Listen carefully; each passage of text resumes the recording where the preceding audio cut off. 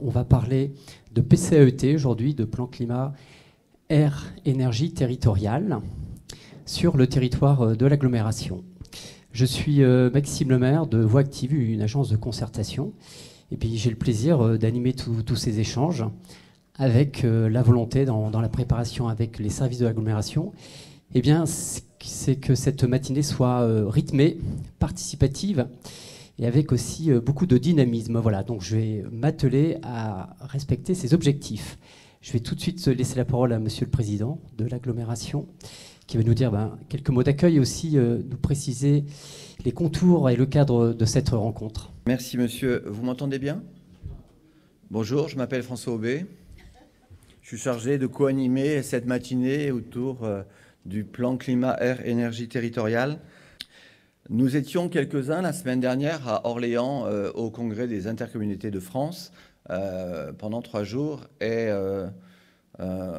j'ai été moi très surpris, très surpris sur la teneur des débats et surtout sur l'omniprésence du vert, de l'environnement, des écosystèmes, de la biodiversité, de la révolution énergétique qui ont été, je ne vais pas dire le fil rouge, mais le fil vert de ces 3 jours.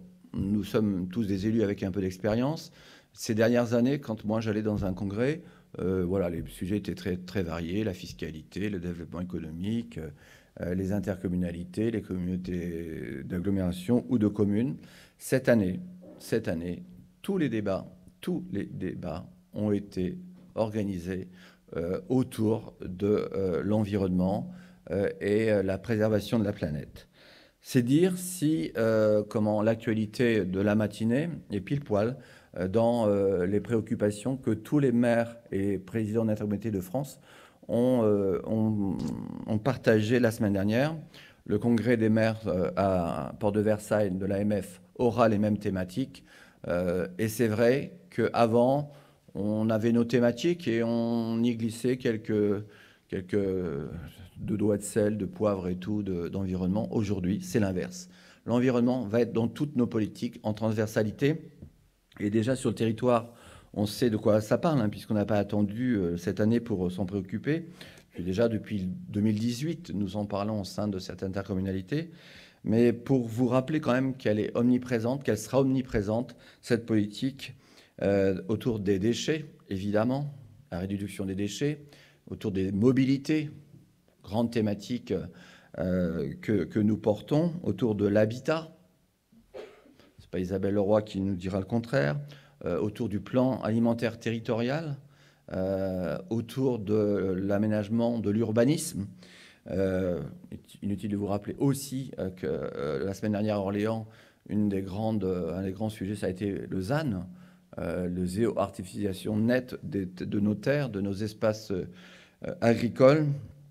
Donc la reconquête des friches, le cycle de l'eau, les énergies renouvelables. Et enfin voilà, quand on cite que ces compétences qui sont hyper importantes, eh bien la transversalité, c'est le PCAET. Donc j'ai déjà eu l'occasion de vous le dire, je vous le redis. Je regrette qu'il n'y ait pas trop de collègues présents.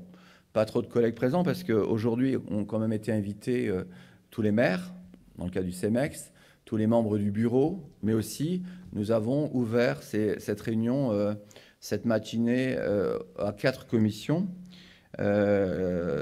autour de ces thématiques qu'on retrouve, mais qui ne sont pas forcément au rendez-vous. Donc je regrette que nous soyons, j'ai compté 20 maires sur 53, mais c'est comme ça.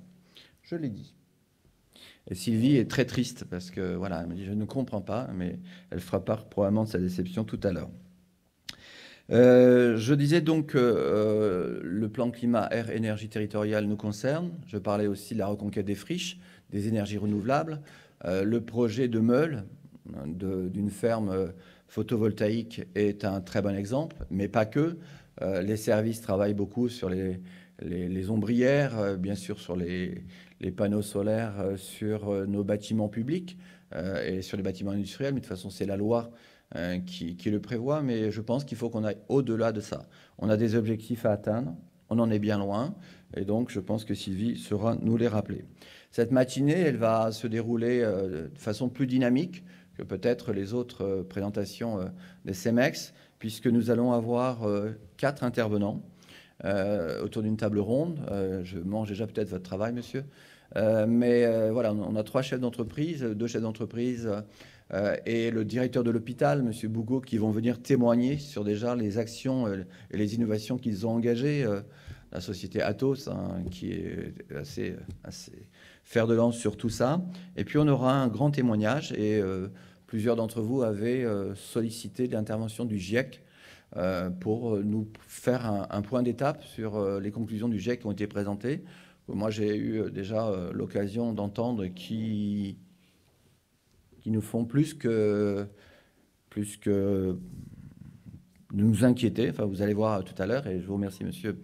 Vous allez intervenir, je crois, après.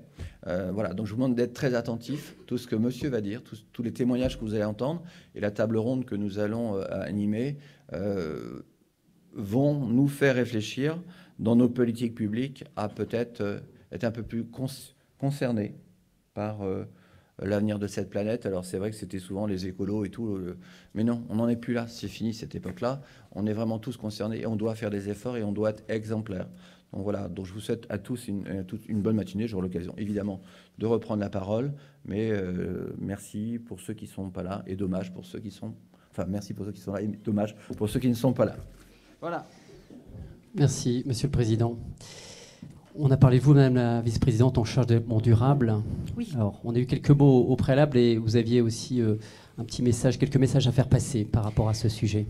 Donc bonjour, bienvenue à tous. Oui, effectivement, je regrette que vous ne soyez pas plus nombreux parce que ce qu'on va vous présenter ce matin, c'est quand même le fruit d'un travail qui a démarré en 2019 par un premier diagnostic et qui a fait l'objet de consultations publiques, qui a fait l'objet de nombreux échanges entre les services de l'habitat, de l'aménagement, eau, etc. Et à des échanges avec les vice-présidents, mais aussi des échanges entre services. Donc, je dirais que pour les gens du service développement durable, n'est-ce pas, Julien, c'est vraiment bon, c'est qu'une étape, mais c'est aussi un aboutissement quand même d'un gros travail qui a été fait en amont. Alors, le président parlait des intercommunalités de France auxquelles on s'est rendu. Et effectivement, les transitions écologiques étaient vraiment le sujet central de ces intercommunalités. Et c'était vraiment très intéressant d'écouter les témoignages, mais aussi les difficultés rencontrées. Mais aussi, je dirais, des témoignages qui donnent espoir sur le fait qu'on peut effectivement avoir une action si on s'en donne la volonté politique, en fait. Lors de ces intercommunalités, en fait, le groupe Intercommunalités de France a commandé un sondage à l'IFOP pour des questions. Voilà, les questions des sondages, c'est quelquefois un peu bateau, mais c'est quand même représentatif. Et là, les questions portaient sur l'acceptabilité, en fait, du changement, l'acceptabilité des conséquences du changement climatique. Est-ce qu'on peut me changer ça? Voilà. Donc, est-ce que vous croyez qu'il faut prioriser et en fait adapter nos politiques au changement climatique? Et quand même, il y a 85% des personnes qui pensent que oui, qu'il faut tenir compte de ces difficultés pour avancer. Et puis dans l'autre, merci, donc 90% qui pensent que le changement climatique aura des conséquences réelles, pratiques sur leur vie. Ça veut dire que c'est quand même plein d'optimisme parce que ça veut dire qu'on va être aidé, en fait, aidé à changer notre grille de lecture de nos politiques, ce qui me semble assez fondamental. C'est-à-dire que pour l'instant, on pensait nos politiques en termes de progrès, en termes d'évolution, en termes de j'ai tant d'habitants en plus, etc. Non, il faut arrêter ça. Nos grilles de lecture doivent être vraiment changées radicalement. Elles doivent tenir compte du changement climatique, du réchauffement climatique, de l'extinction de la biodiversité. Et c'est vraiment ça qui doit être le cœur de lecture de nos futures décisions politiques. Le plan climat, comme après le SCOT et le PLUI sur lequel on est en train de travailler, vont nous aider en fait à changer de façon assez radicale, assez orthogonale, je dirais, notre façon d'envisager nos décisions politiques pour inscrire notre développement à une échéance de 50 ans pour réfléchir plus tard à quel va être le cadre de vie de nos enfants et de nos petits-enfants. Voilà. Et pour ça, on aura bien heureusement le témoignage de M. Quentin, expert du GIEC normand, qui va nous présenter la situation actuelle. Voilà. Merci.